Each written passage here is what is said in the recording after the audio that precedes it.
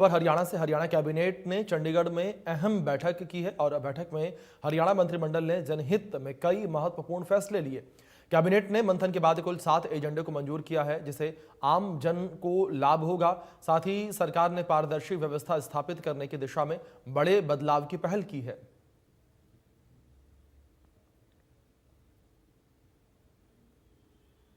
तो कौन से फैसले लिए गए वो भी जानकारी आप तक पहुंचा दें। HIV रोकथाम और नियंत्रण अधिनियम को मंजूरी यहां पर दी गई है। हरियाणा कैबिनेट का यह महत्वपूर्ण फैसला देखने को मिला। इसी के साथ हरियाणा कारागार नियम में संशोधन को भी मंजूरी दी गई है।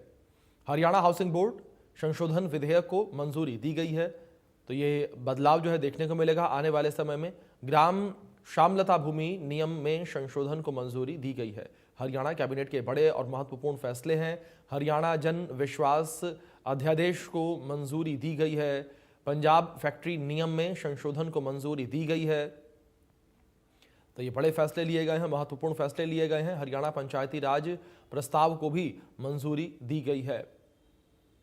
तो हरियाणा कैबिनेट के द्वारा ये बड़े और महत्वपूर्ण फैसले जो हैं वो लिए गए हैं और ये फैसले जो हैं आने वाले दिनों में हरियाणा में नजर आएंगे। हरियाणा कारागार नियम में संशोधन को मंजूरी दी गई है। तो हरियाणा हाउसिंग बोर्ड विधेयक को भी मंजूरी दी गई है।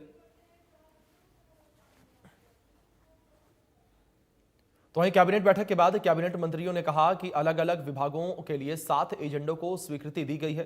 कैबिनेट मंत्रियों ने IPS आत्महत्या के मामले पर प्रतिक्रिया देते हुए कहा कि सरकार परिवार के साथ खड़ी है। वहीं नेताओं ने विपक्ष को इस विषय पर राजनीति न करने की नसीहत दी।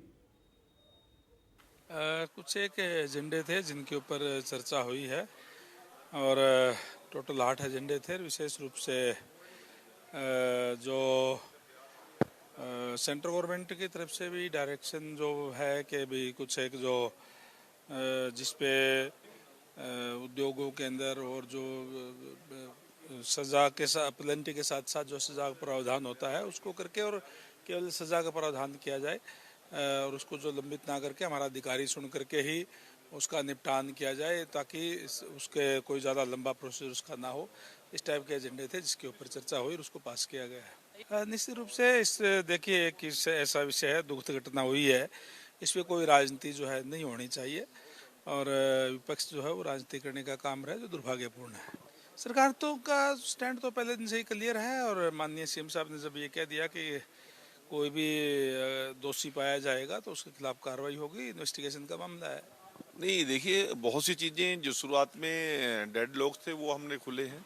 कल कैबिनेट ने एक लाइन का एजेंडा पास किया कि परिवार के साथ पूरी कैबिनेट की हमदर्दी है और जो जो चीज़ पॉसिबल है इमीडिएटली वो सभी करेंगे।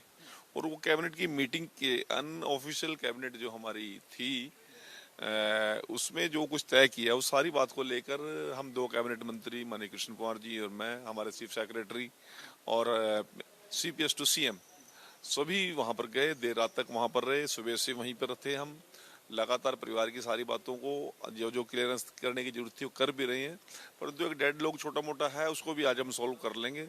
और PM नीतीश कुमार हमारी बहुत ही काबिल अफसर है। मेरे साथ तो जब मैं WCD मिनिस्टर था तब वो मेरे साथ 2.5 साल डायरेक्टर रही और वाई पूर्ण कुमार जी से मेरे व्यक्तिगत निजी संबंध है। मेरे समाज का अधिकारी था, बहुत बोल्ड लोगों के लड़ने वाला अधिकारी था, कमजोर की लड़ाई लड़ने वाला अधिकारी था, सरकार का बहुत ही काबिल अफसर था। उसका अकस्मात हमारे बीच से जाना हम सब के लिए दुखदायी है। मुख्यमंत्री स्वयं पीड़ित है, मुख्यमंत्री स्वयं 1 घंटा बैठ किया है सारे परिवार की।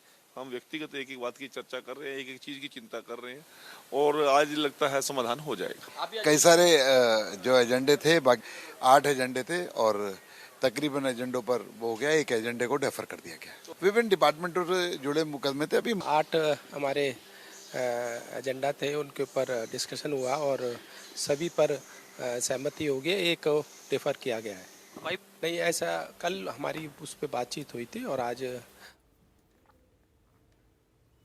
तो वहीं पंचकुला में आत्मनिर्भर भारत को लेकर एक कार्यक्रम आयोजित किया गया जिसमें भारतीय जनता पार्टी के राष्ट्रीय महामंत्री तरुण चुग विशेष तौर पर कार्यक्रम में शामिल हुए। इस कार्यक्रम में कालका विधानसभा से विधायक शक्ति रानी शर्मा, हरियाणा विधानसभा के पूर्व अध्यक्ष